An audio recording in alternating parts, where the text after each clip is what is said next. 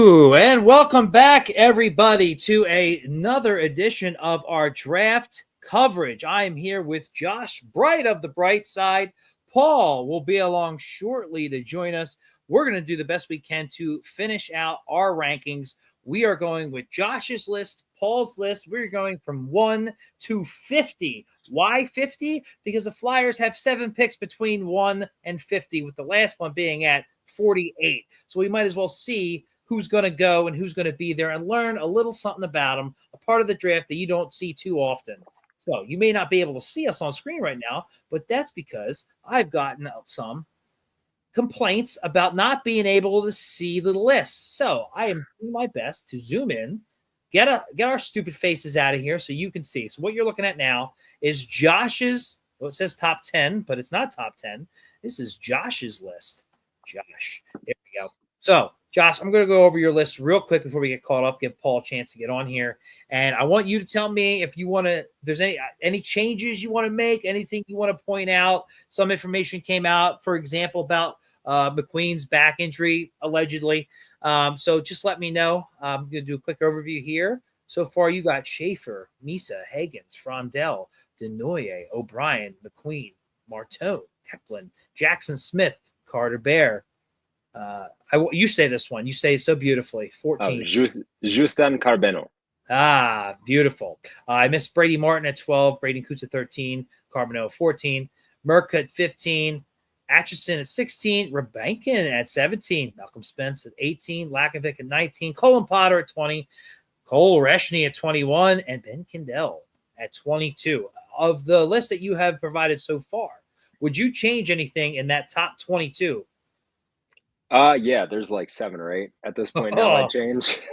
So that's why right now for me, I think I'm dropping McQueen down to 9. I'm putting Porter Martone and Victor Eklund over Roger McQueen at this point. And even what's come out with his back, I don't feel too scared of the injury, like re-injury risk. But I think overall, like I have not seen enough from McQueen to feel confident that he's a better NHL player than Martone or Eklund. And like Martone is a guy who, if he hits a ceiling, we're talking about a 70, 80 point winger. Eklund, like I think he's a Jesper Bratt comparison where you're looking at like a 60, 70 point winger. I'm not confident that McQueen has the upside of 70 points. I just think he's an intriguing package with really good size and good stick handling. But I haven't seen the consistent points from him thus far to really feel cocky about him being 7. Now, anything on the back, the injury, the updated part of the injury? I mean, if anything, I thought that would be a reason to keep him there or even move him up. It seems like you were unaffected by that.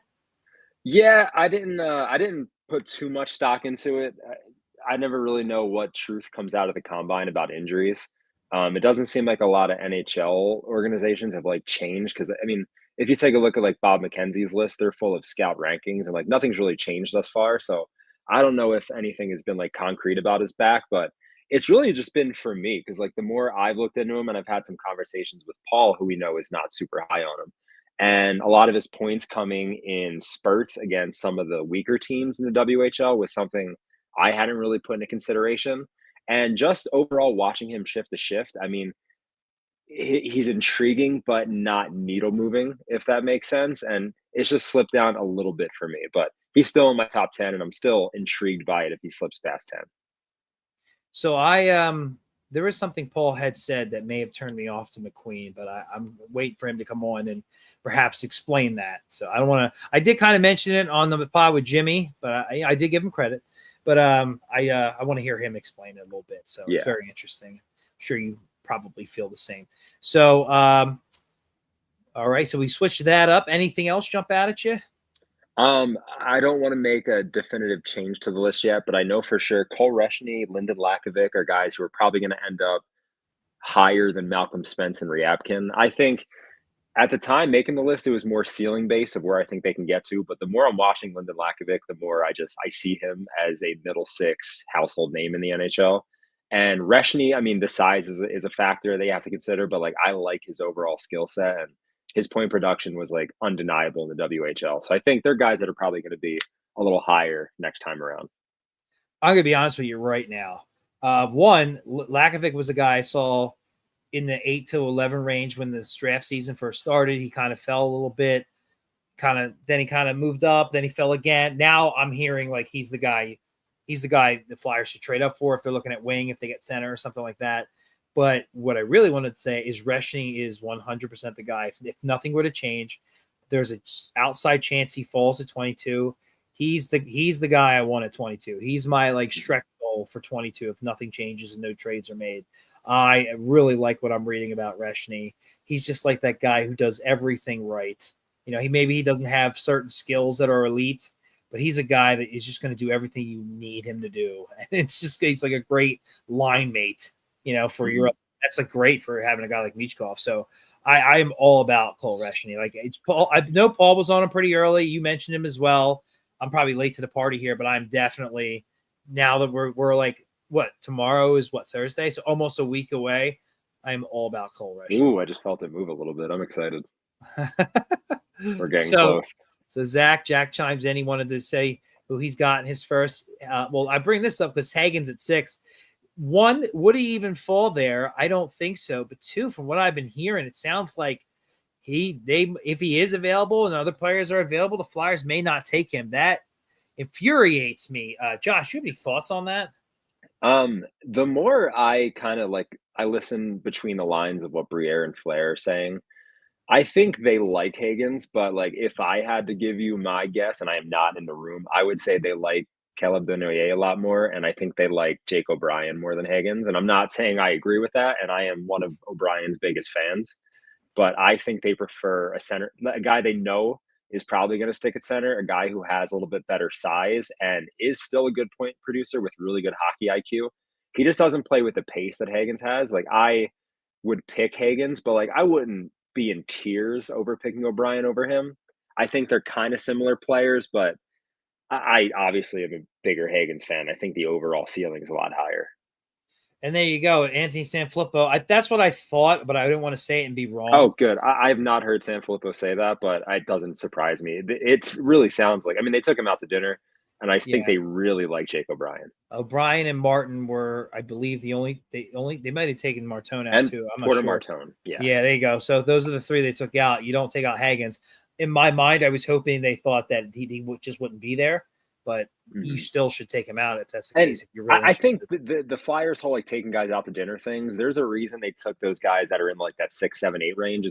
I think they know enough about the top 5 that they're just going to see where the chips fall, and they want to get to know the players who likely will be there, as opposed to I would love to get to know Caleb Denoyer more, but I think they know who he is as a guy. His brother's in the organization. I don't think they need to know that much more about him, but I guarantee you if he's on the board, that's who they're going with over anyone that's not named Misa or Schaefer.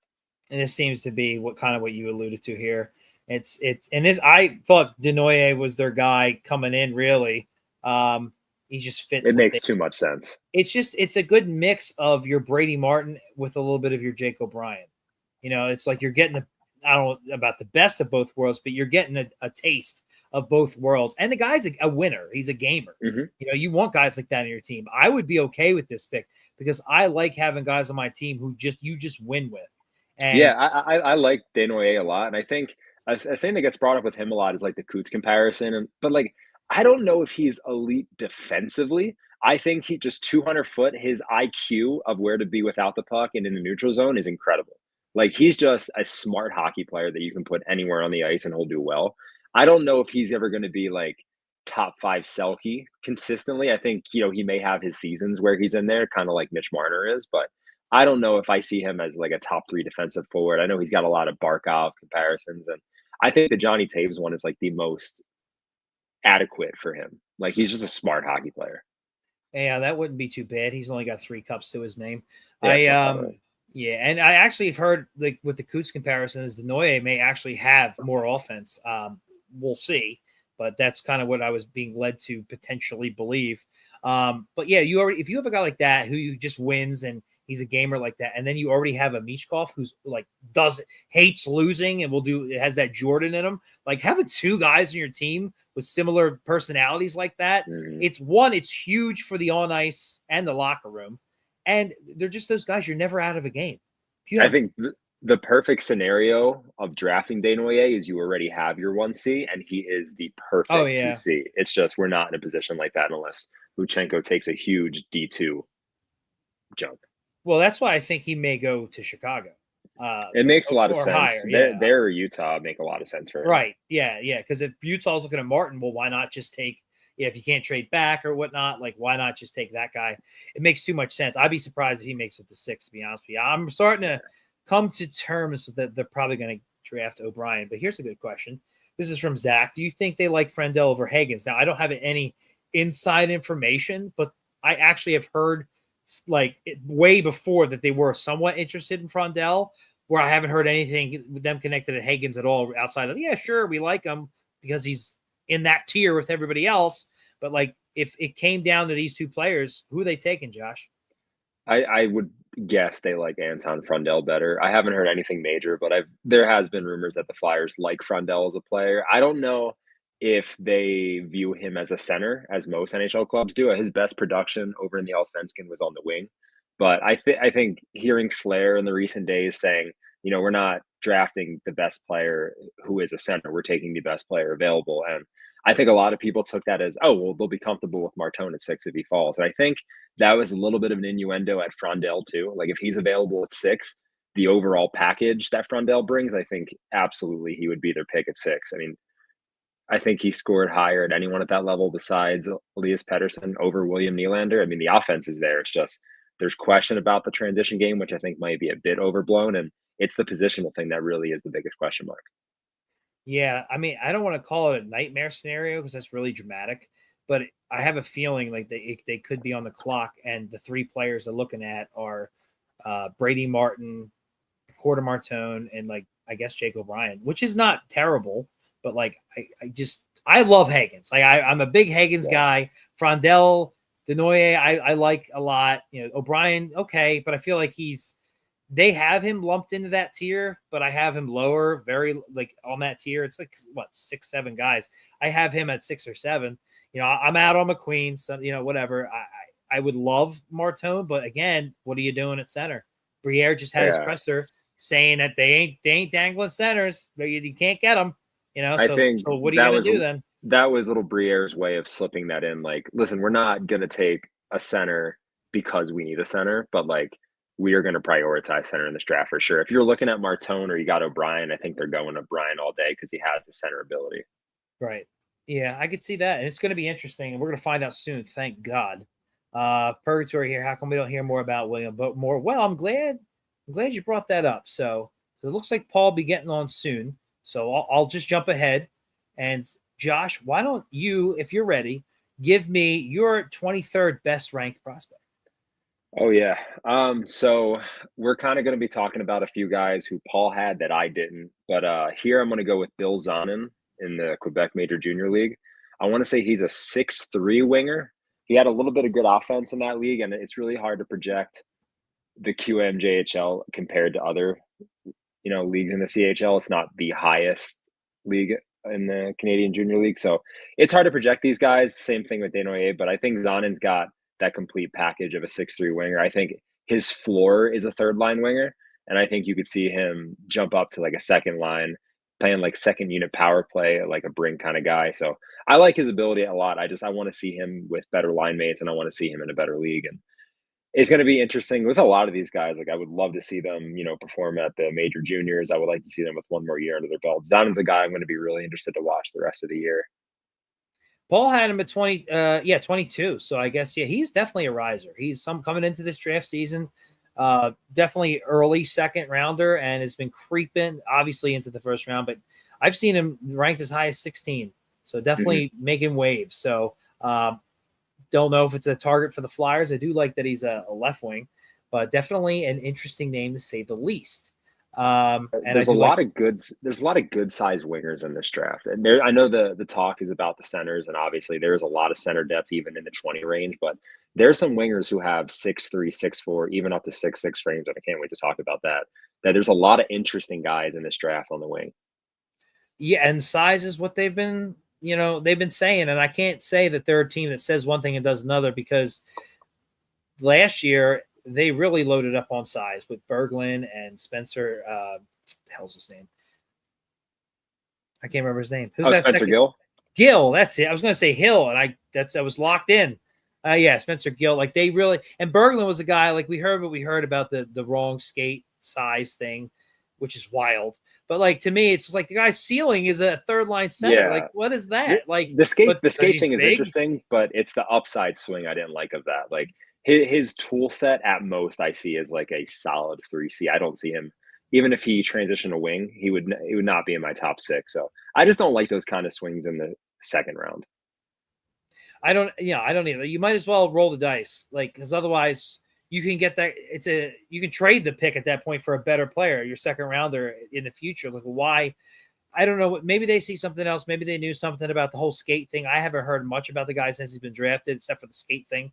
So those kind of picks I don't like, but they did take some other picks that I like, but they definitely attacked size. So I hope that they're not blind to it. Briere's presser made it sound like they won't be blind to positional need or size. A lot of that had to do with Hagens, actually, when he was asked how he was smaller than the other centers. But I guess we'll see. I've harped on that a little too long. So why don't we just move right on to 24? Who you got after Bill Zonin? So there's a lot of guys in this range that I really like. There's a lot of good Swedish guys that are coming up in this kind of range that I'm liking. And here I'm going to go with Milton Gastrin. He's a forward in, I want to say it's Modo, and it's going to be the junior league in Sweden. I believe he plays wing and center over there, but he has some really interesting offensive production. He's got a really interesting tool set where I don't know what his offensive ceiling is yet, but he's got good size. I want to say he's weighing at 185, about 6 foot tall. And he's really good on the rush. He has really good offensive instincts where I don't know if he has quite the IQ for a good 200-foot game, but with the right development and the right kind of guys around him, he's a guy who he could be a solid middle 6 center, maybe like a second line wing at his absolute ceiling. And if you're talking in the 24 range, that's a really interesting name at that spot. So definitely has the winger eligibility. He's a guy, again, I've seen him stapled or very early second, sometimes late first, but we're starting to get to that range. This is where I'd hope they, I don't want to say take a swing, but don't be tied down to anything either. So this is if he's starting to make some waves. And how tall did you say he was? 6'1". Okay. I want to say Gastron's about 6 foot, 6'1". Yeah, 6'1" according to Wikipedia. So I mean, not terrible. And he can play center or wing. Any center really is going to be good with me. So very interesting. All right. And I think if I know we kind of talked about positional need and like BPA at 6. If they do go wing or God forbid defense, which they shouldn't at 6, you have 22, 31, 43. You have all these picks. I think you're going to see a run of like 2 to 3 centers the Flyers take. So this is kind of the range where these centers coming up are going to be guys that you're going to be hearing a lot of closer to draft day. Yeah, now you say if they go like Martone at 6, I'm going to be all in on them getting Reshny or something. Yeah. I mean, even if they have to trade up to do it. And like you said, then you add a few more. Like, you never know. Why not? They have a ton of picks, so you might as well do it. All right, Milton Gastrin. Who do you have at 25 as we wait for Paul? So speaking of centers, who I think the Flyers are going to be looking at if they go wing, or even if they go, with a Hagens or O'Brien at 6, I think Jack Nesbitt's a guy that they're going to be looking at. He 6'4" winger. I think he plays for the Windsor Spitfires in the Ontario Hockey League, and his offense is really interesting. His ranking is varied. I think Corey Pronman had him at 16, and there are guys who have him as a 3rd-round pick. And a big knock on him has been his skating. But if there's one thing about the Flyers organization is they don't care if you're not a great skater coming, up from the draft rankings. They think that's something they can fix. And if you can fix Nesbitt skating, you're looking at a potential second-line center, maybe like a high-end third-line center with some really good offense. He's a name where there's going to be a lot of debate about this guy. I think there's going to be a few teams like Winnipeg, Washington, who traditionally take guys like this who are going to be in like the trade up range for Nesbitt, but there's going to be a lot of talk about him the days leading up. He can go anywhere from that 16 to 56 range. It's funny that you brought this name. When Paul and I did the 1.0 mock draft last week, and we kind of did it like what we think the teams will do, I had the Flyers at 22, and based on who was already taken, I took Jack Nesbitt, and both of us didn't like it. But I mean, center, he's got a lot of things I think that the Flyers would look for in a center prospect, and I think we had him taking Frondell, so it's not like they were in need of a center. But it was one of those picks that after we made it, we were kind of like, oh yeah, 6'4", that's what it was. Yeah, so like it's a big, tall center like that. It was kind of like we were not happy about it, but we're kind of like, yeah, I could see the Flyers doing this though, especially if they really doubled up on center based on who was still available. And with that, I mean, if you take Frondell at 6, it's not a guarantee he's a center. So it's variance there. And they might end up doing it anyway because you can't trade for centers. And with that, we will add Paul. Paul has joined us. How are you, Paul? What's up, guys? How's it going? All right. I was quivering. Thank God you're here. Sorry I'm late. That's all good. All right. Let's go. Paul, you need a second to settle in there? Yeah, give me 1 sec. All right. Can you hear me all right? Yeah. Your mic sounds like a windy sound every once in a while. But other than that, you sound okay. All right. So 26, Josh, what do you got? All right. So, Paul, I'm glad you're here because this is where I'm going to get a little spicy. I think when we're talking about these rankings, we're talking about ceiling and what these guys can be ultimately at the next level. And when you're talking about ceiling, I factor in where does a starting goalie rate as a pair composed of like a third line center. So at 26, I'm going Pyotr Andrianov. He is a 6'2" goalie in the MHL, put up a 940 in the MHL this year. Incredibly agile and really good positionally. I know we talked a lot about Carter Hart pre-draft about he never makes amazing saves because he's always in position, and Andrianov has incredible positioning. And most importantly, his ability to swallow pucks. Like he does not let up a lot of rebounds, and that's really important in the NHL game. So I think comparing goalies, he's not the biggest. He's 6'2", which I think has knocked him under one of the other goalies that I'm sure we're going to talk about at some point. But I think ceiling, I think Andrianov is the best goalie in this draft. I was going to say, you just skipped two guys, Jack Iankovic and Ravensbergen. That is ballsy. And it's not just because I love Russians. I like Andrianov's potential a lot. He's a very intriguing player. I've watched a few videos of him play, and if all goes right, it's like that Vasilevsky style goalie where like he just impossible to score on. That is very interesting. I'll be honest with you, I don't have a whole lot on him, so I can't say a whole lot. I had to find the spelling on his name. I love the take. Yeah. Oh yeah, Paul, you got thoughts? I mean, goalies are tough. I don't necessarily scout goalies too much. I don't know totally what I'm looking for. I kind of just box score scout goalies. So I can't get into the weeds with it. Josh gave a lot of. If you box score goalies, this should be your number one guy. Yeah, that's essentially what I'm getting to. I mean, Josh went into the details there of athleticism and structure, but straight box score. I mean, I saw somebody tweeted actually today, like a blind player A, player B, and it was Ravensbergen versus Andrianov. And yeah, I mean, it's Andrianov by a lot if you just go by the box score. I mean, goalie's a tricky position. It's tough to scout. I don't do it. But a lot of these goalies that end up working out especially from the Russian leagues, they kind of dominate like from 18 years old on. And I mean, he's one of those. His numbers are incredible.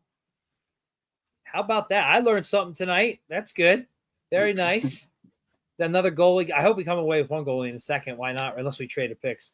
It's kind of a sneaky goalie draft. Like there's a handful. There's some names. really interesting names. I'm going to talk about one later, I'm sure, and it's another Russian guy, and it's really hard to know because he was a backup in his last year, but like his numbers are insane, his profile is insane, and it's like there's like 6 goalie names that you could talk about in the top 90 that I think are really interesting. There's even another guy I just heard of him today, and he's like very unlikely to even get drafted, but he's playing in the MHL. And he has like a 941 save percentage or something. Mm-hmm. I'm like, I mean, why not? Russia develops goalies too. Yeah. They know what they're doing over there, and by the time they're over here, they're already ready to jump in starting AHL or back up in the NHL. So as long as they seems feel like like the they Flyers have belong there. kind of been looking that route lately too. I mean, obviously we had Carson Bjarnason, but outside of him with Fedotov and Kolosov and Zavagrin, they seem to be looking the European goalie route, which I'm all for. It's definitely a route they should explore, and I'd be all for throwing a flyer on a guy, like, pun intended, 7th round pick on a guy like that, because they have the pipeline, they have the scouts over there, where some teams are just out on Russians altogether. So take advantage of it. Impressive. Did not see that coming. Paul, let's get you caught up here. I won't go over any changes. We can do that another time. So we'll just get you. You're at 23 right now. There's a quick. Let me share your. I'm not sharing your. Yeah, I don't even remember where we're at here. Let me. Let's see here. We will share the screen. Let's get the right screen. Come on. the stash is looking cleaned up, Paul. I like it.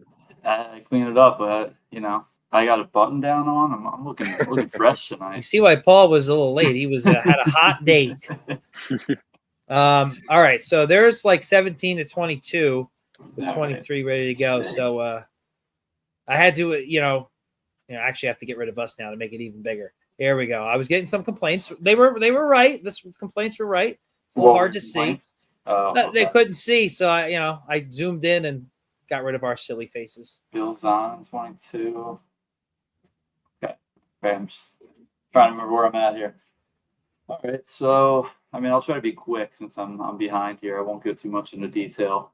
I don't think you're getting much detail out of any of us once we get past 32. As we've said many times, that these lists will fluctuate. I'm running out of time to switch the rankings, but I imagine they'll switch a little bit right before the draft. But at 23, I'll go with Cameron Reed here. Go with the smooth skating D-man. I also feel like he's not, I guess he's kind of like Cam York size. He's not big, but he gets talked about like he's a 5'9", 5'10" guy, and he's like 6 foot, 175. Good movement. I think there's some good upside there. 24. How many do I got to do to catch up? I think I'm at 27. So you got 3. 24. Let's go with the fun one here, Alexander Zhuravsky. Have you mentioned him at all, Josh? I've not yet. He's coming up for me, but I've not talked about him yet. He could be high here, but when we're talking about a guy with potentially the best hands in the draft, he played in the MHL, which overall was fine for a junior player. But the way I was reading it, I think he's like in the softest division possible in the MHL. The competition was not great, and like he's got some things he's got to clean up. He's got to fill out a little bit too.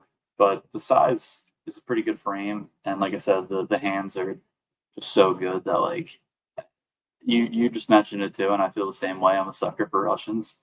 You give me a Russian with a ridiculous set of hands, I'm gonna put him pretty high. So he like sometimes tries to do a little too much and skates into trouble, but I'll take the upside on him. And then let's see, 25. I'll put in Keishon Aitchison here. I've let him slip enough. Oh wow! I didn't realize you still didn't have him. That's crazy. Yeah. He's a guy that he won't last 25. GMs are gonna love him. Coaches will love and hate him. In my opinion, I think there's some hockey sense problems that I'm a little worried about. But a guy that like has one of the highest competes in the draft, one of the biggest hitters in the draft. Fans are gonna love him. GMs will love him. He's gonna be good in the playoffs. I'm not sure exactly how much of the offense will translate, but he put up crazy numbers this year for being a hard hitting defenseman. So, you have to give him some credit there. Let's see, 26. I got a couple guys in the spot. I'll go with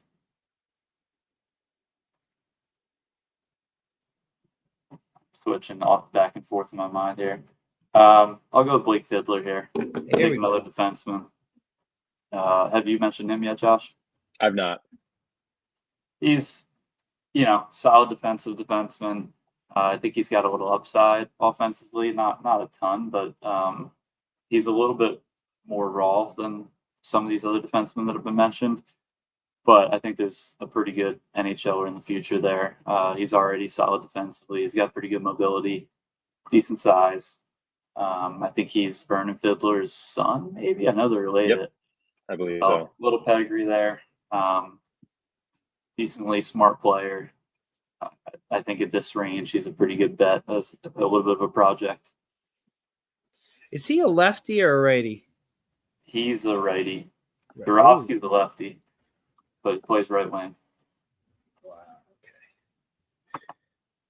Okay. So he's struggling with his name there. So I'm like spelling it. When Google figure it out yourself. When Google's like nothing exists on this search, I'm like, oh shit, I'm really in trouble. Like, I had to just go to a mock draft and just start scrolling. All right, we are all tied up. We're ready for 27. Paul, just give me your 27th, and I'll jump back and forth from there on out. 27. Let's go with. I guess I'll take. I want Vaclav Nestrasil here. Might be a little high. He's a little volatile on rankings. He played in the USHL this year, and if you look at his numbers, I think it was something like 40-something points in 65 games. So decent, but maybe not what you were hoping for out of a first round pick in the USHL. But the thing with him is, he's a huge kid. I think he's 6'6", and he the tools are good. The tools are very good. He's still kind of growing into his body. I think he's figuring out how to use his size a little bit. He plays a mean game. We talked about a few bigger dudes who don't necessarily play the full power forward game. Nestrasil definitely wants to hit people, wants to use the physicality. I think he's just still trying to figure out how to do it the best way. So I think there's, as far as players around this part, I think he's one of the highest upside, best runways. There's a lot of runway left, but I think it's a pretty high one. And you're getting at the very least, a guy who's going to be big and mean and have some decent skill. So that's a solid bottom six guy at worst case. So I like him here. So by the way, real quick, there are 3 players on the thumbnail that'll be when I release this tomorrow.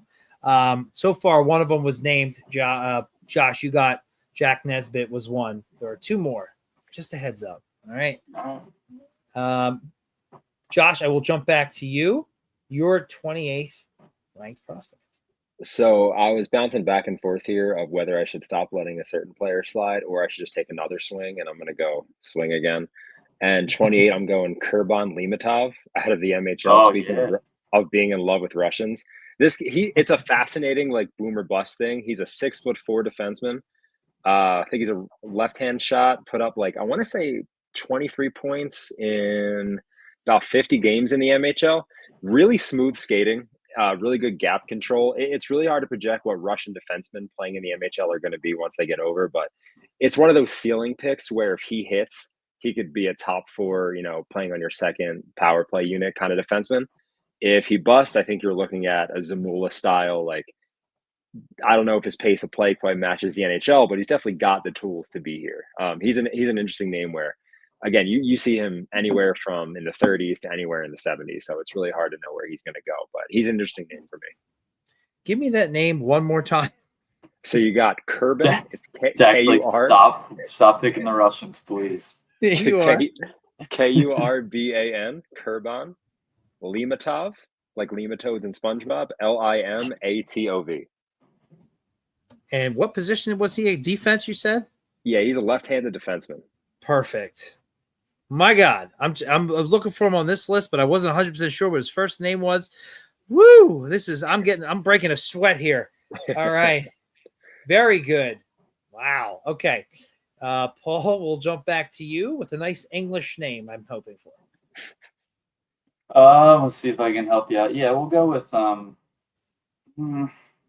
maybe we won't. All right, yeah, I'll go Malcolm Spence. Okay. He's a guy that he doesn't excite me. but he's a guy that's going to be playing NHL games. He's going to be, annoying people. He plays a solid playoff style where he's just a lot of energy, north-south. I don't know that the upside's super high with him, but I think you're looking at a solid player that maybe can play the middle six role. Like I said, I don't want to pick him because he doesn't excite me, but at some point you also need to be smart with it too, and he probably fits in. If you're doing a redraft years later, he's probably going to be first rounder just from playing NHL games. There you have it. All right, Josh, back to you, number 29. Yeah, I'll let Logan Hensler stop slipping here for me. It's kind of like Paul just went to with Spence. He doesn't really excite me. I mean, he's a smooth skating 6'2" defenseman playing at Wisconsin. Offense wasn't anything to write home about. I think he had 2 goals, 12 points in like 30-something games for Wisconsin. I'm interested to see how he's going to perform, probably playing for USA in the World Juniors and just another year of college. But he's an interesting defenseman. I think he'll top out as like a good 4 or 5. It's not something that's like super sexy in the first round, and I'd rather take a swing on a guy. But he's definitely gonna play NHL games. Boom.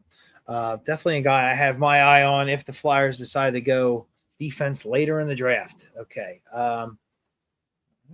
Once we get out of the first round, I'm going to get like multiple picks from you guys because this jumping back and forth with the screen share is something else. All right, Paul. Oh, no. Why does it do that? All right, Paul, I believe your 29th pick? Yeah, I'm going to go with Eric Nielsen here. Swedish center. I'm sure it's spelled differently than that. He's another guy that I've seen him as high as mid-first round in a mock draft, and then I've seen him just be a complete afterthought. Nobody even mentions him. There he is. I think he played in the J20 National League. Was around a point per game there. He's a guy with a decent amount of runway still. He plays just a solid center, like prototypical what you're looking for, good support, good diligent two-way, positionally sound. I think he's got a pretty high IQ. He's not like the most dynamic person. He's got to get a little stronger, but I think he's got a decent runway, and I normally bet on high hockey sense guys. I think he fits the bill.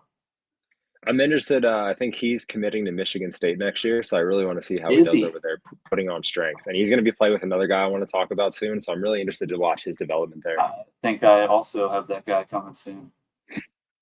Yeah. But I didn't know that he was going to Michigan State. I got to look that up now. That's interesting. Don't quote me. I'm pretty sure he is. I think I was listening to a ranking thing recently. You are correct. Yeah, that'll be very interesting. All right, Josh, who you got at 29? Yeah, speaking of guys I got to stop letting slip, we'll go Blake Fiddler here. He's just another guy who doesn't really excite me all that much. Again, I think he'll be a solid like 4 or 5 defenseman in the NHL. He'll play some NHL games. He's got a good compete level and decent shot. Good slap shot from the point, which I think every team needs, especially on like a second unit power play. So, I mean, I have a first round grade on him. I don't know if he's a guy I'm running to the podium to take at 22 or even 31 here, but he's going to be a good defenseman in the NHL. Who doesn't like a little nepotism? Very good. There's a couple of guys like that in this draft. Sergei Gonchar's nephew's in this draft. Is he highly scouted? No, he's or ranked. Okay. He's going to be a late pick. He's like 145 pounds or something. Wow. Goodness gracious. Yeah. It was like Miroslav Shatan's kid going in the 7th round last year. Yeah. That kid needs to hit me. He was like 6'8" or something, wasn't he? Something. He just went so freaking late. I just remember being like, why not, Flyers? Why not? Sergei Gonchar, if you can hear me, please send your son to my personal training program. I will get him higher than 145. Boom. There you go. All right, Paul, 30 for you. All right. Let's go with Riker Lee here. Ooh. Surprising? Yeah, you weren't too high on him when we were drafting on Jimmy's thing the other night. You had some other names. I know. I was thinking about that as I was doing that. Is that another Michigan State commit? Is he? He was the USHL guy this year. I don't know where he's committed to. But he's rising. Yeah, Jack. Yeah, he is Michigan State. They got a ton of guys. They're in the hunt for McKenna too. But it's funny you say that, Jim. Or Jack. I was thinking it during that show. As I was looking at my rankings, like, yeah, I should be voting for regularly here. But I also, there's concerns that I'm like, he could bust, and there's other guys that I don't think will, but also have upside. So, like, I don't know, maybe I shouldn't have him on the side, but I think the skill level is too high not to put him around here. I also think he grew a little bit this year, and it's still a little awkward. But like the puck skills are one of the better ones in the class. The big question with him is the skating.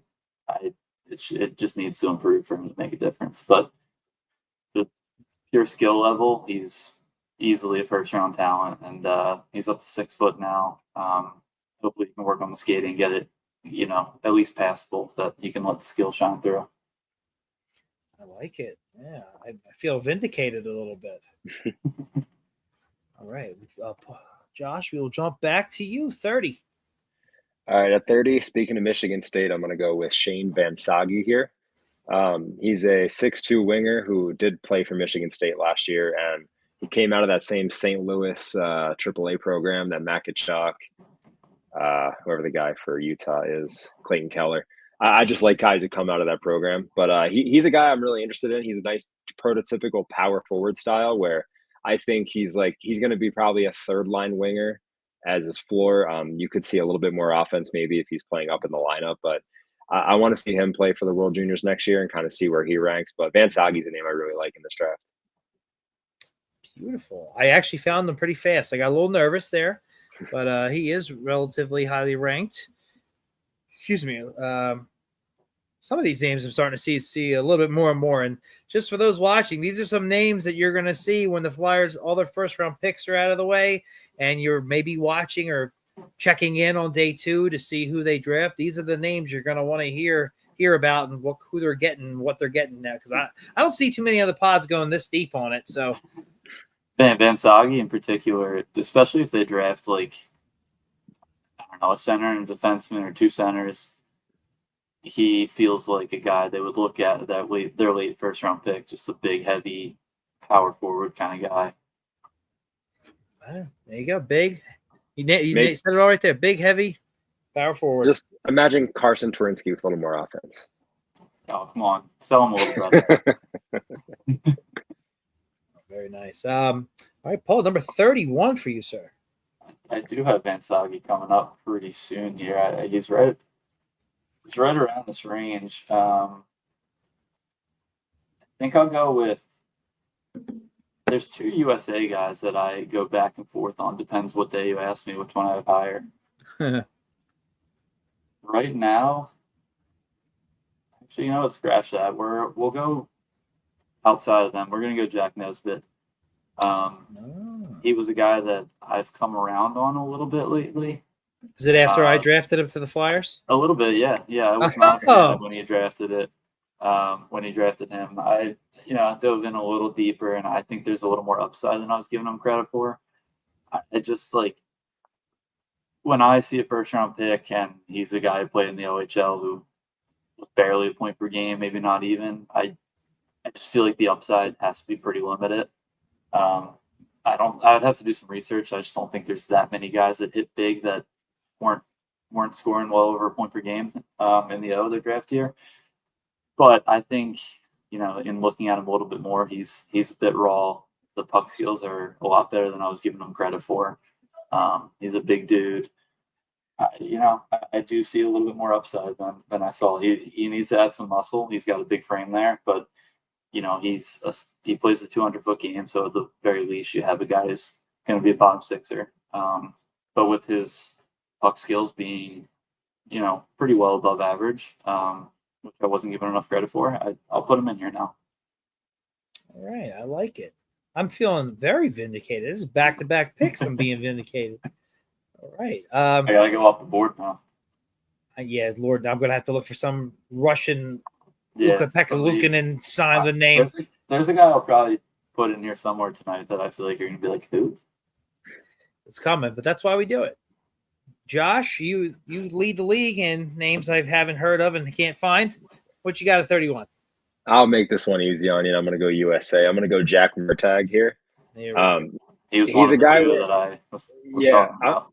I don't know if he's a center. I think he's played mostly wing at the US NTP, and this has been a real down year for the development program. Usually we're seeing a few guys go in the top 15 there, and the first guy we have here is at 31. But it's interesting with him. He has a really good shot, and he has a really good compete level. And if he could stick at center in the NHL, then I think his ranking would be a little higher. But if you're talking about him as a winger, I think you're looking at a solid middle six winger who competes his ass off, which I think any team would like. I have questions about his ceiling and positionally where he's going to stick.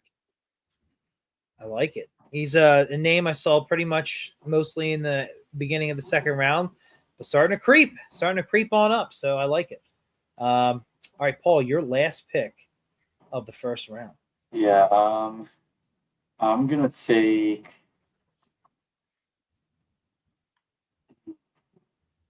I was thinking about Murtagh. I think I'll take the other USA guy that I was talking about, William Moore.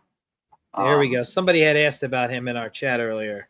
Yeah, he didn't have the best year. He came into this year, I think, as projected top 15 pick, and it just didn't quite go his way. It wasn't terrible, but obviously just not as good as hoped.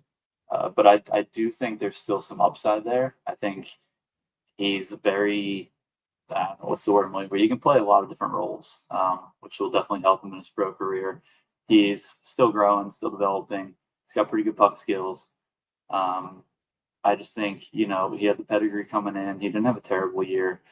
I could see a bounce back and some runway there that he ends up being a pretty nice project at this point in the draft.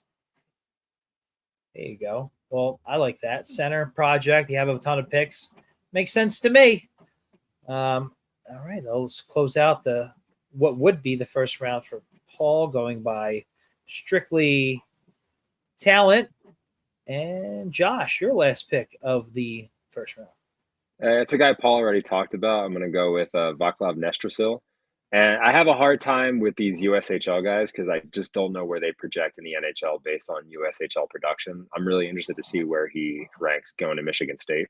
This could be a guy where after a year of production there, you're wondering how he wasn't higher. I mean, he's a 6'6" winger and really, really high compete level, skates well. I want to see him a little bit more in front of the net as opposed to being a little bit more perimeter, because I think he has that ability to really drive the net and be a good power winger. So it's going to be interesting to see once he goes to Michigan. He's going to be surrounded with talent there. So he could be a name we might regret ranking this low at this point. I think small thing. I think he's going to UMass. Oh, is it UMass? Yeah, but agree with, gotcha. With everything else pretty much. I think if he hits, he'll hit pretty big, and he'll be, it'll be like, why was he not ranked higher? I'm pretty sure I'm playing. I think I'm playing beer league with a guy who might be going to UMass, so I'll have him hit him up. There you go. Ooh, there we go. We got the in. From the insiders. All right. Paul, give me, if you can, 3. Let's get this moving a little bit now that we're in the second round. Give me your 3 names here. They don't have to be perfectly in a row. Do your best and just either say something a little bit on each of them or talk about one of them in depth. All right, I'll do Jack Murtagh, Van Sage, and Cameron Schmidt.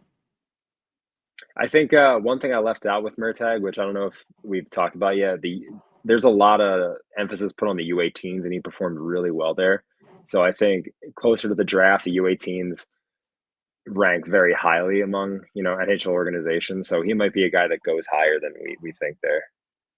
Yeah, you can echo pretty much everything Josh said about Murtagh. I actually liked his film a little better than Moore. What it came down to is I just thought if they both hit, I think William Moore's ceiling's a little higher, and then playing center and being a little bit more adaptable. But I liked some of what I was seeing out of Murtagh. I actually noticed him. I was watching LJ Mooney on USA, and Murtagh kept popping a couple times. It's like, oh, it's Murtagh again. But yeah, he's got the good shot, good compete. It's 34 should be Ben Saggy. Oops, put the wrong person. Yeah, I already got Nestor Stoll in there. So Damn again, similar stuff to what to Josh was saying. He just plays a complete power forward NHL game. Like he could probably play in the NHL next year and play fourth line power forward and not stand out in a bad way. He'll retrieve pucks great. He runs through guys, drives the net. His hands are like surprisingly decent. His production was just average, I guess, and like he doesn't have a history of even like through the ranks of being a huge producer, so that part scares me a little bit. But I do think there's some sneaky skill, and he plays like an NHL bottom six style game already that he's pretty safe, and maybe the hands give him a little bit more upside. And then Cameron Schmidt is all upside. I watch him 90%, maybe not 90%. Half the time I like don't see an NHLer. Like I just don't see it translating. He's small. He plays a selfish game. It makes you rip your hair out at times. But then at the same time, he's one of the best skaters. He's arguably has the best shot in the draft. It's just pure skill that, at some point that package has to fit in here at some point. Did I read he's 5'7" and change? I think he's like 5'9". Let me see what I got him as. Yeah, I think there's only one prospect in this No, you're ranking right. That's 5'7", or Schmidt 5'7" too. He's 5'7", 157. Hey, I'm not against being done with a small guy. I just didn't realize he was that small. No, I mean, like I said, if I had to take a bet, you said what will he end up being? I would say not an NHLer. But if he hits the shot and skating are too good of a package to not put him here. It's all upside. He was produced great in where was he? The W. Mm-hmm. W. What do you have? He had I lost 40 goals in 60 games, 78 points. There's a lot of skill there. He just needs to change the game a little bit. Obviously, get a little bigger. I like it. Might as well take a swing. All right. With that, Josh, are you prepared for 3?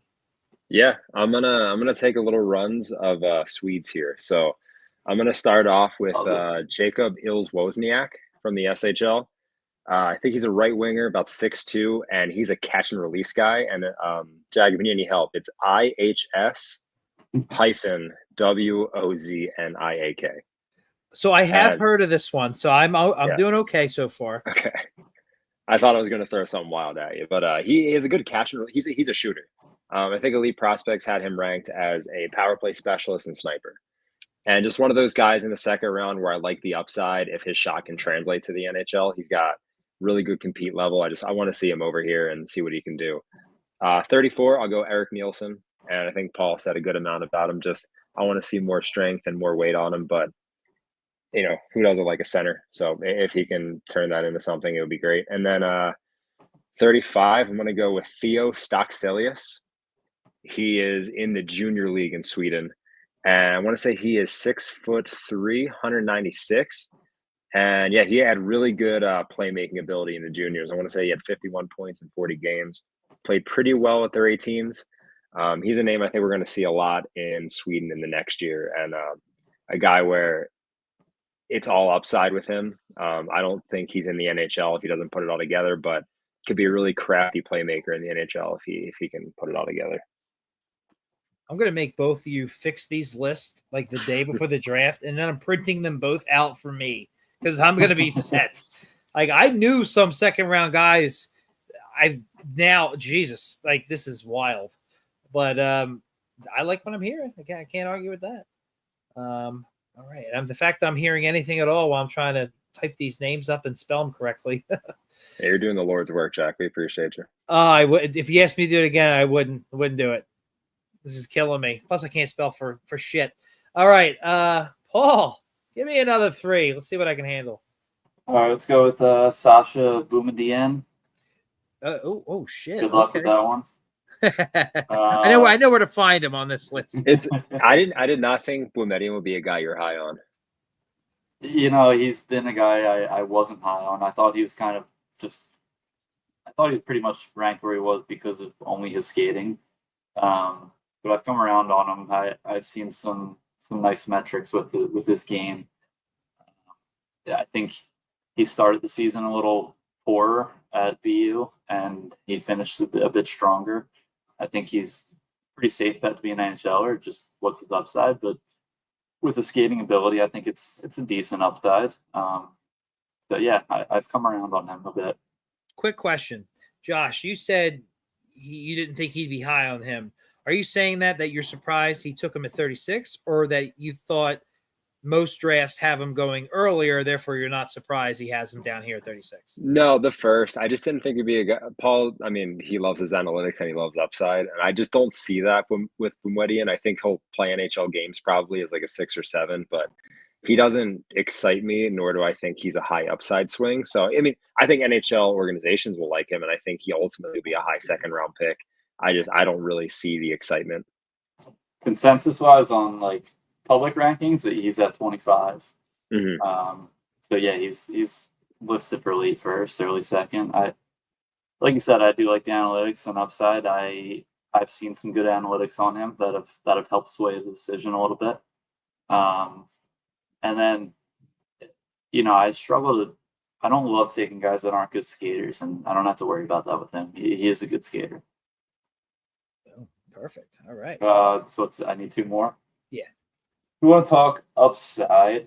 It could be time to throw in Mason West in here. Oh, and thank God someone talked about him. That is number 2 on the thumbnail list. Very good. I go back and forth with them because, the production in high school is very good, but you see, like, there's a guy, Cooper Simpson, who's going. I don't know, he might go anywhere from the 3rd to 6th round.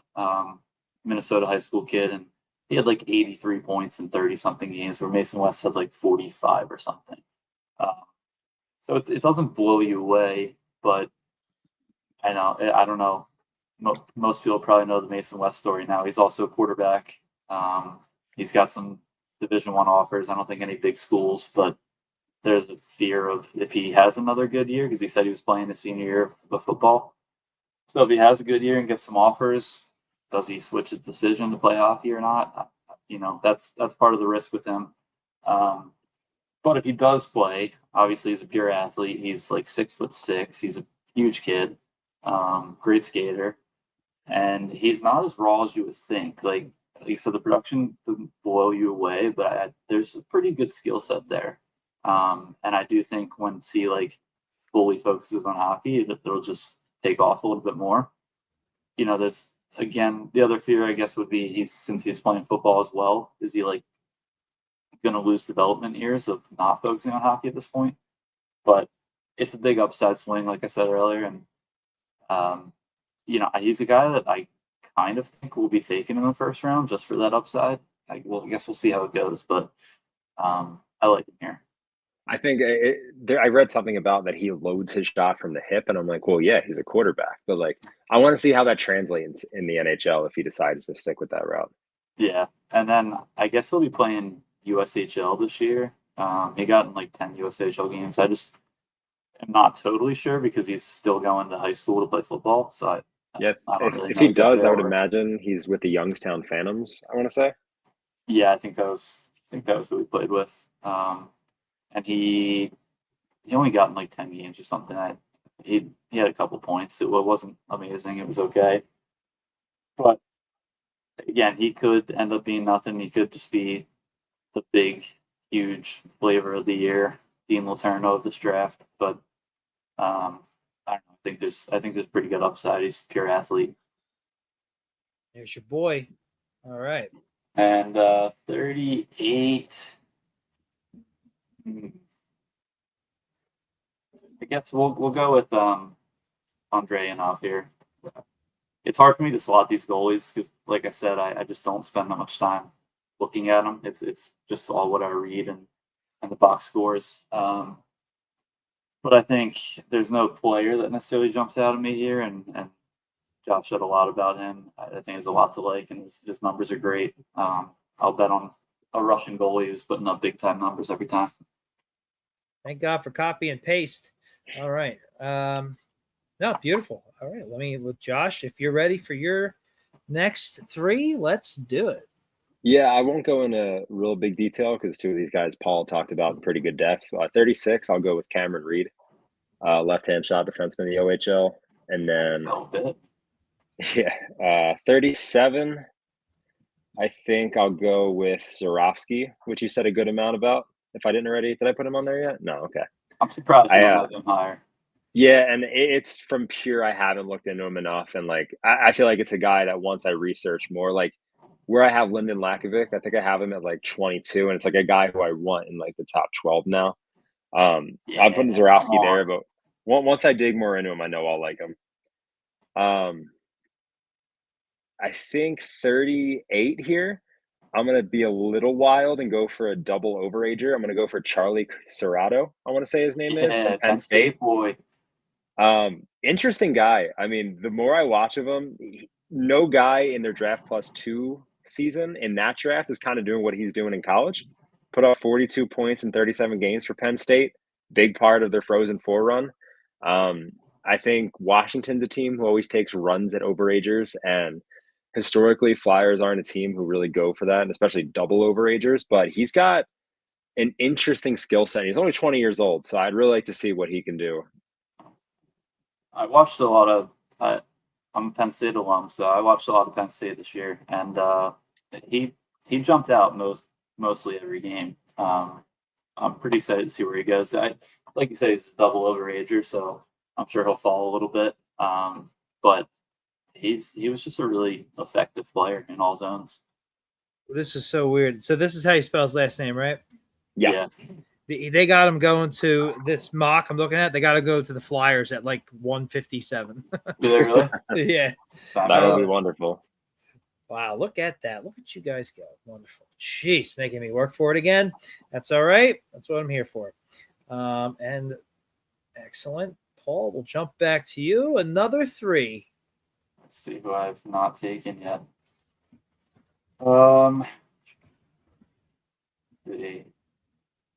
Let's go with. I guess we'll go Jacob Wozniak here. I didn't love everything I was seeing on his film, but I've heard he got better in the second half, and I think I watched a few first half games. And like Josh was saying, he's a catch and release shooter, pretty good skill set there. Numbers were good. I think he's got some potential. Pretty good size too. Outside of him, let's go with Gustav Hillstrom,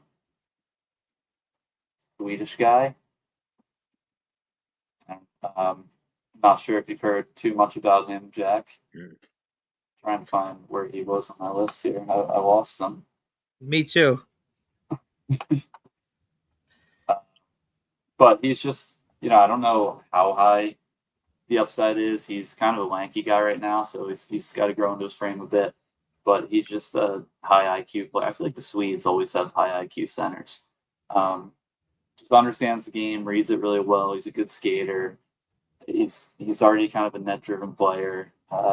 Plays a solid pace. I just think needs to get stronger, and puck skills could get a little bit better. But like I said, I don't know if the upside is super, super high, but he's just a safe, good, solid center that teams are going to like to have.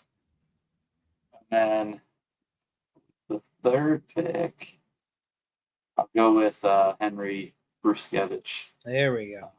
I was wondering where you're going to have him too. He's a guy I had him anywhere from like 30 to 50. Yeah, he fluctuates for me too, but good, solid, right shot defenseman. Where's his brother now? Calgary? Is that his brother? I think so. Yeah. Yeah. That's one of Calgary's top prospects, I want to say.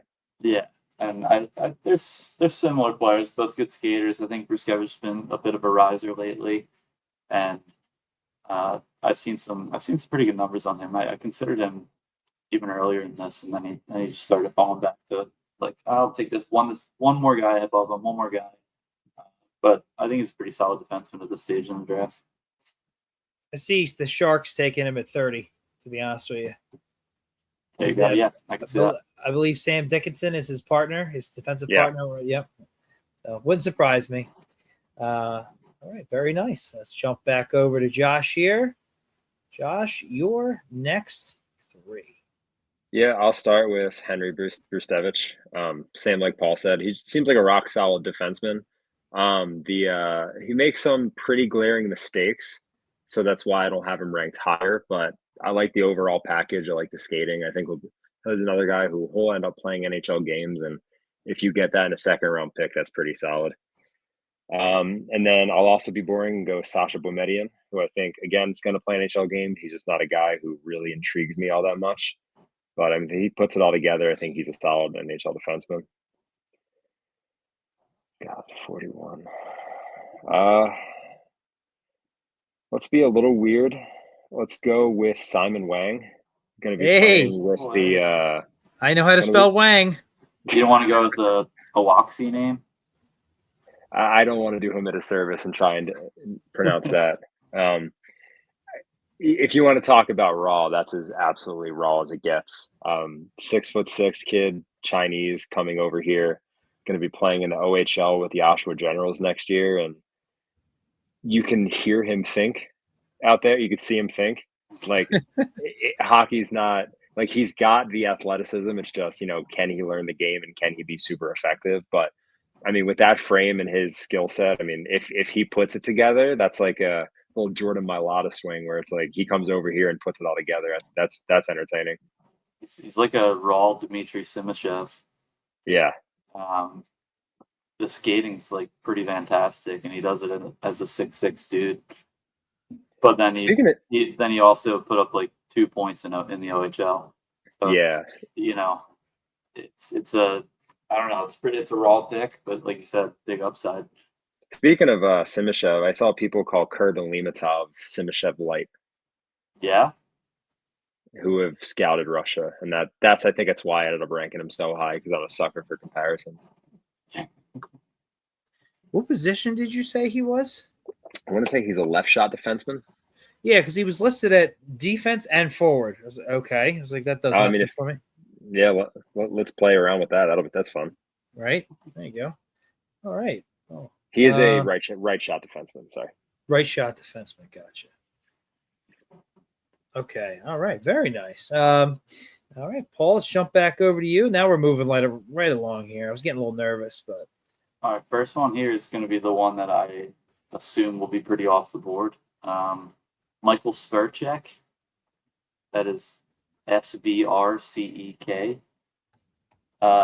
Check forward. He's a little undersized, but I just kind of love his game. He plays at a super high pace. The motor's great. The speed, the skill, or the skating's very good.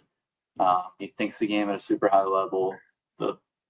He got in a few SHL games this year, and honestly held his own. There's a couple games out there on YouTube that are like 10 minutes long because he just got called up playing third, fourth line. And honestly, even in those short minute games, he flashes his playmaking skill at times.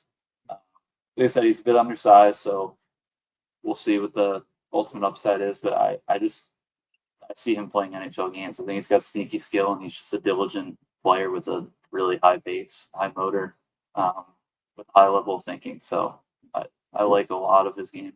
Where's he playing at now? He played he was in the J20 now. So yeah, Sweden juniors, and then I think he got like 7 or 8 SHL games at the end of the year.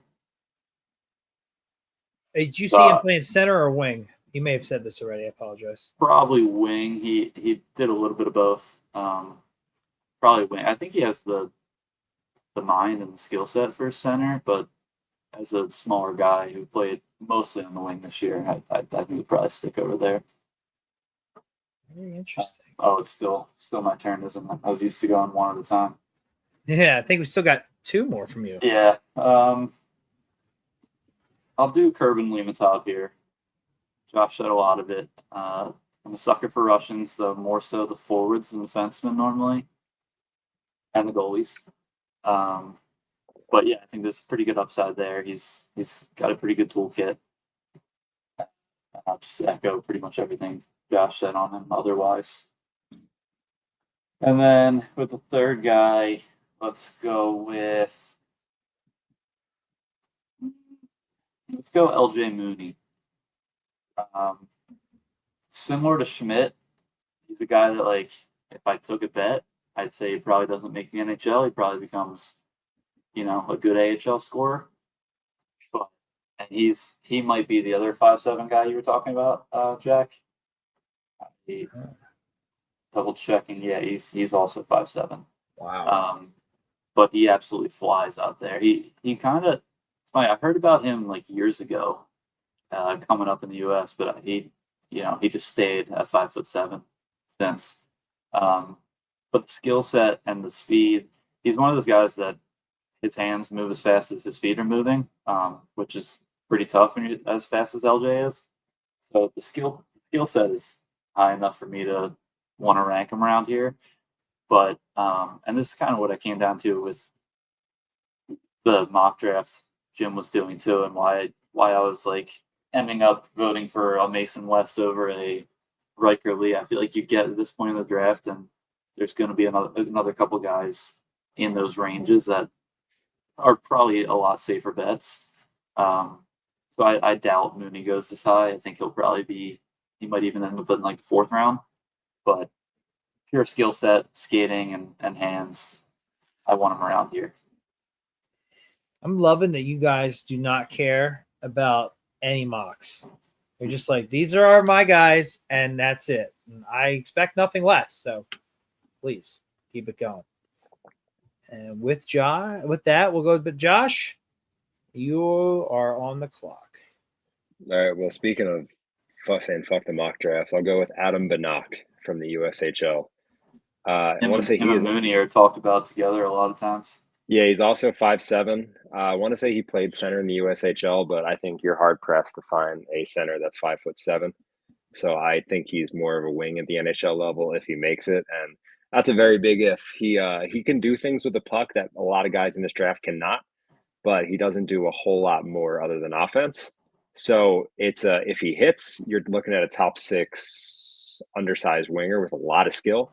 If not, I think you're talking about an ECHLer. So there's a lot of variance with him, but his skill set's really intriguing. So I want to see him develop more. Next, we'll go Mason West. I don't think I named him yet, but another guy, just if he decides to play hockey, I mean, the athleticism's there. They talk about Anders Lee a lot. That was another cross-sport athlete coming up, and he's got a similar skill set. So it'd be cool to see him make the jump to hockey.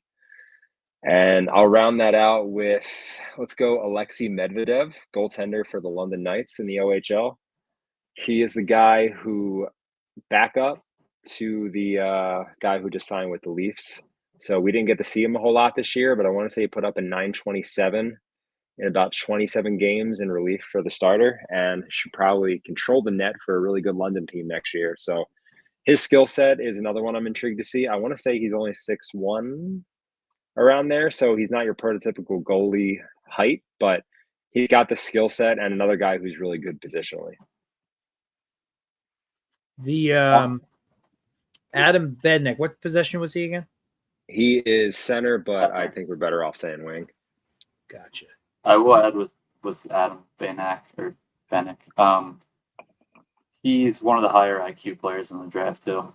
I think Mooney has a little more skill, but I think Banach thinks the game a little better. Ultimately, I think they're probably around similar spots. But yeah, pretty much what you said. I just wanted to add he's pretty high hockey IQ too. You got to be a 5'7". Have we drafted 3 5'7" players? And I believe we're just ranking them, Jack. You're right. We haven't drafted anybody. We're jobless. If it came down to our 2nd round pick and someone told me like, oh, Danny's considering LJ Mooney and Mason West or something, it's gonna be hard to pick Mooney in that situation. But in making the rankings, and you factor in the upside a little bit, these guys get their way in the mix. Yeah, if we're talking about Flyers drafts, I think you're not taking guys like these when you already have Denver Bark in the organization. I don't know how many guys you want under 5'9" on your team, but overall, like the skill set's hard to ignore. It's just how NHL clubs think guys under 5'8". I'm going to highlight these guys. I'm just curious. I want to see just the NHL in general, the draft. But I'm just surprised there's that many of them we've named. We've only done not even 50 picks each. And I would bet Mooney and Banak both end up in maybe the 4th round. I'm maybe the 3rd, but I can't imagine them going. Is this strictly because of size? You like everything like for the most part? I just don't think. I think it's probably unlikely they make the NHL. That's the skill set gives them a chance, but with the size and all, you're gonna have better bets at this point. I think I would put money on a team like Carolina in the 4th or 5th round, swinging at a Mooney or Banak. Yeah. Well, we are in danger because you each have 5 picks left. We are in danger of not getting my 3rd person on the thumbnail, which could be a problem. Is it a goalie? I don't know. I don't want to say. We're gonna get it. Goalie is getting pretty mad at Josh's rankings here. Yeah. He might make an appearance. I'm not sure yet. I'm not sure he's gonna make it for me. Oh God. Paul, what do you got? Give me 3. Do you want to just finish off the 5? You want to do that, Paul? You want to just do your final 5? Is that okay, Paul? Yeah, I can do that. All right, hit me. Let's see, where was I? Okay, we'll do Cole McKinney. He probably could have that's another guy. I'm probably taking him over Mooney in the actual draft, but Mooney's skill set's better. But McKinney, Josh mentioned earlier, it's kind of a down year for USA, the US program. He was, I guess, I don't know if he's a first center, second center, but he was kind of the glue of the team. He just plays a full glue man type role. He put up over a point per game still. He's got pretty good size. I think he's 6 foot 200, right hand shot. Just like a solid save center coming from a solid program. I don't know where he's playing next year. I'm sure he's going one of those big schools. I'll look that up after. But go him first. Next, this one kind of goes against my thinking a lot of times, but for some reason I really like him too. Carter Amico. He's just a ginormous defenseman. He's like 6'6", 235, which is just ridiculous for a 17-year-old kid. Pretty good skater too. Similar to Simon Wang, he didn't produce that much. He's pretty raw offensively, and honestly, it may never come around. But he'll get in games because the size and the defense will be good enough. If any offense can chip in, it'll be a steal. But I think he can be a pretty net front clearing, shutdown defenseman with or without the offense. Plus, he's got an Italian name for Jim. Hey, there you go. Next, let's go Christian Epperson. This is an overager. Played in the OHL this year. Dominated. He's solid size. He's a winger. I think he had 80 points in 60 games, 58 games actually. So it's just a lot of skill. A little bit of a later breakout being an overager, but a lot of skill there. So take him. And 3 left. See if there's anybody off the board that I like. Could probably slot in a goalie here. I don't know which one I like. But make Jack happy. I could take. I don't know though. You do what you think is right. I'm gonna take Theostock Celius here, who Josh mentioned earlier. I think he said a lot of it, but also played in the J20. He's a 6'3" dude who put up a lot of points in that league. Good upside there. He played center and wing. Honestly, probably shouldn't have let him slip this fall this far. And then let's go with. I really want to go Charlie Serrato. I just don't know if it's the right pick here. But I got a soft spot for Charlie Serrato. I didn't even go to Penn State either. You locking that in, Paul? No. I'm gonna. There's a lot of goalies here. I'm gonna go. All right, just give me Ravensburg. Make it happy. No, it's the other one. No, just kidding. Yeah, it's Ravensburg. Thank God. I was about to say Semyon Frolov. It's on the tip of my tongue. Another guy in the MHL put up good numbers, but Ravensburgen's touted highly. I've said before, I'm not the best goalie scout out there, so I'll trust him a little bit. Put him at least as my number 2. And then, yeah. Yeah, give me Charlie Serrato. Right. Almost went to Neil Prokhorov there. But what a top 50. Love Serrato. Love his game. He made things happen at Penn State. He was kind of the guy. I mean, Aiden Fink was a Toby Baker finalist there, but felt like Charlie Serrato was always the straw stirring the drink there. A double overage is tricky, but I like the player a lot. Hey.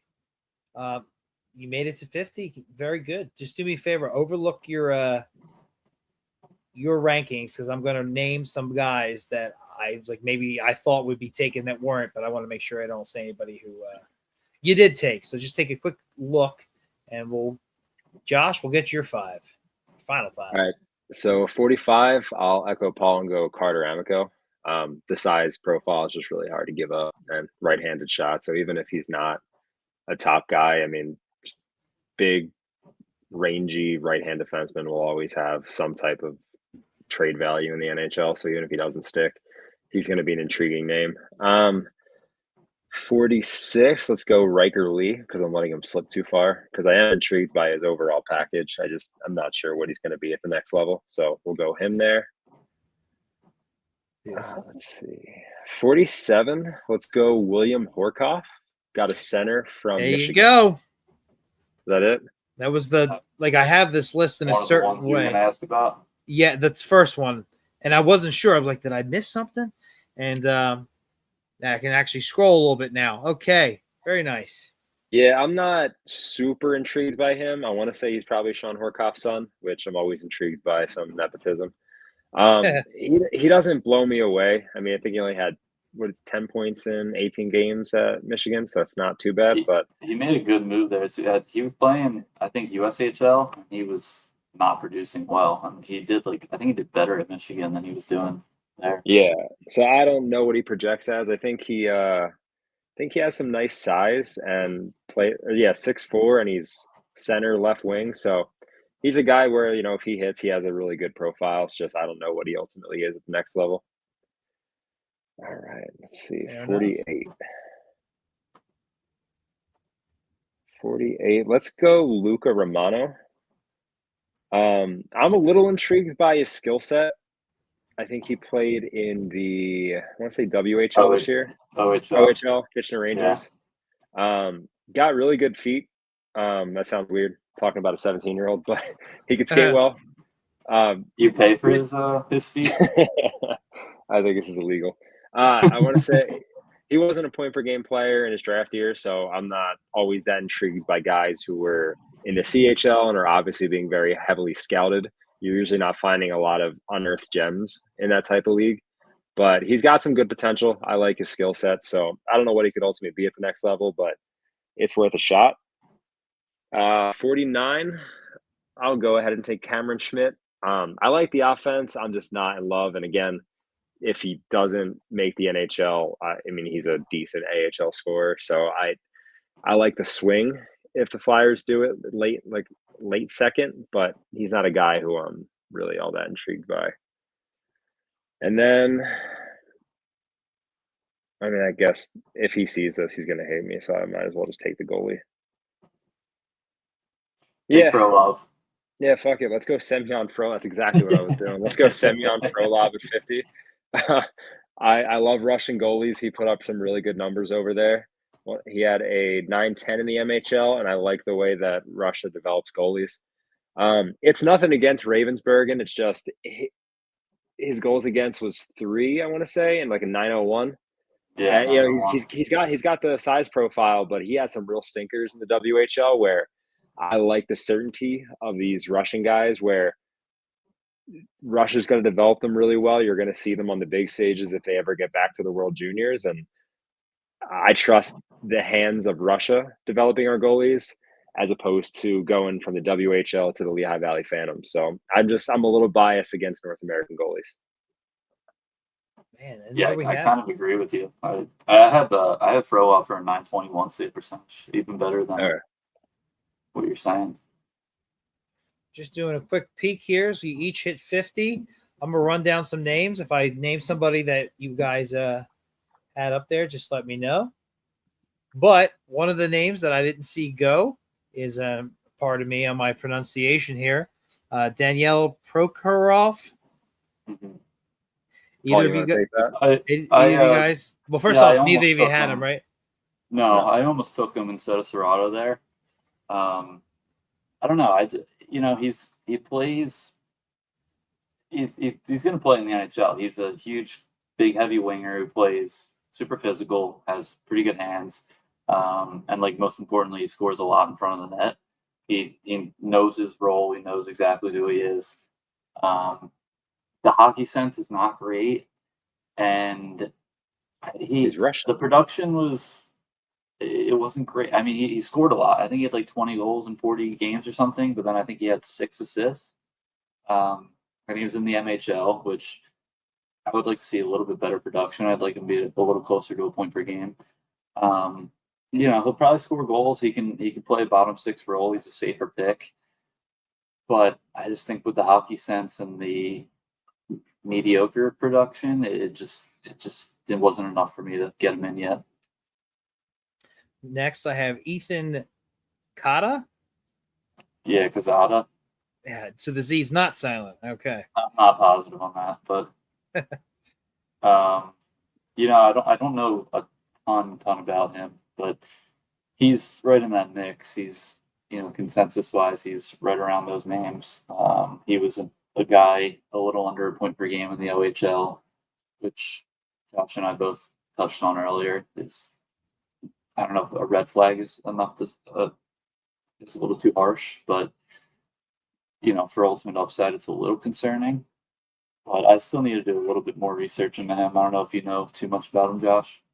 I've never heard of him, to be honest. There you go. I'm going to just use this mock. I'm going to go to 50. That way we're not here all night. Next one I see on here is Jacob Rombach, 6'6" and change defenseman. He's kind of whatever to me. I think he's one of those guys that's going to get drafted because he's a big defenseman from the USHL. I don't think he does anything that particularly great. I think he'll probably be overdrafted from where I would like him. Maybe he'll become something. Everyone's looking for a big defenseman that can move all right, but I don't know. I think he's just pretty whatever player. How about Carter Klippenstein? Great name. Josh, you got anything? Not a thing. Just I'm a Jewish guy, so that name's awesome. All right, I'll do one last one. I'm scrolling. I don't really nothing. Wait, are you looking at a mock draft? I just pulled up a random one. Who has Carter Klippenstein going in the top 50? 49th. Really? 49th, they got him going. I'm not even sure. I have to scroll back to the top. Final name, and I thought he would get named by somebody, but once he started going the Russian goalie route, and Paul was kind of against goalies altogether, Jack Ivankovic.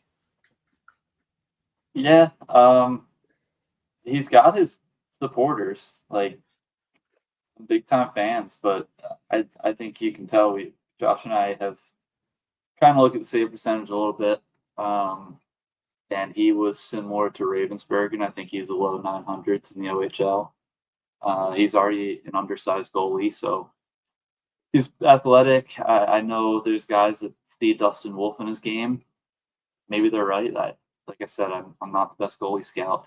But just from being a more undersized goalie with, I don't know, average numbers, it just wasn't enough for me to put him in it yet.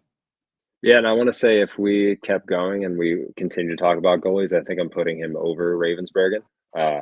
And Team Canada did too at the World Juniors, and he put up really good numbers playing for the U18s. And I think he played some games in the World Juniors last year for Canada. He was and Ravensbergen did not. I mean, I could be totally wrong about Ravensbergen, but I'm just not all that in on him as a first round pick. Do you think the Flyers will be drafting a goalie in the first round? I don't think a first round. I think, again, we kind of talked about the Flyers and their ability to scout Russians. I think they'll end up with one of the Russians in the second round for sure. They always draft a goalie in the second. Yeah, I'll be all for that too. The last name I'm going to actually bring up, because I saw him early on in that like early second rounders, and we always talk about those people who rise. Well, this is somebody who's fallen, and I don't know if you even know who he is, but in case you do, I want to know why you think he may have fell, and that's Charlton Trethewey. I've seen a little bit of Trethewey, and I think it's the hockey sense with him that I've heard a few people talk about. I don't know if he ends up anything more than a seventh defenseman in the NHL. And it seemed like going into the year with like his size and profile playing at the NDP, he'd be a guy who'd be rising in the draft, but he just hasn't improved. Yeah, I think that's all pretty fair. I have seen a few people that like him. I think he's underrated. He's pretty well built right hand defenseman. So, he'll have supporters for that reason alone. But yeah, he was okay this year, but I think the hockey sense, like you said, is a little bit of a question. I didn't know where have you seen him falling? Like, where was he before? Early draft season, he was with a couple of names like Riker Lee, like some guys like William Moore, guys like that. They're in the early to mid second, and it seems like some of those other guys either stayed put or moved up, where he has gone the other direction. So just curiosity there. But I feel like coming into the year too, you always feel like the US program guys are going to be highly touted, and maybe it's a little bit of an adjustment that it was a bit down year. Now some of them are falling off a bit. Yeah. Oh, yeah. I mean, this is why I bring you guys on. You can tell I just compile some lists. I'll watch what I can, but when you start getting into the mid first to the early second to the mid second, this is what I need you guys for. So we did it. We made it 50 prospects per analyst here. It only took us an hour and a half, 3 shows, and this last show an hour and a half. And now we're going to have some fun next week when we get into the mock draft, our final mock draft. The draft is that close. Guys, you have anything else before we sign off for the night? I was curious, Josh, did you consider Phil Beckberg at all? I did not. Not a guy I looked at. There was one Finnish defenseman I was looking at. I can't remember his name, but I think that's the only other guy I was looking at outside of my top 50. Ekberg fascinates me. He played what league was he? He was in the OHL this year, and I think he was a little under a point per game, but he dealt with an illness, and then he went to the U18s at the end of the year and set Sweden's all-time scoring record. He led the whole tournament in points, and now it's just a question of was that a fluke or is that the real thing? So I'm super curious what teams think of him when the draft comes. He does have skill. I think he's 5'10", so he's an undersized guy. But just the production difference was pretty staggering that I'm really curious where he ends up. Yeah, one guy I was going kind of back and forth on before the show started was, I think it's Wojtek Sahar. Yeah. And his ranking's been anywhere from early second round to late fourth.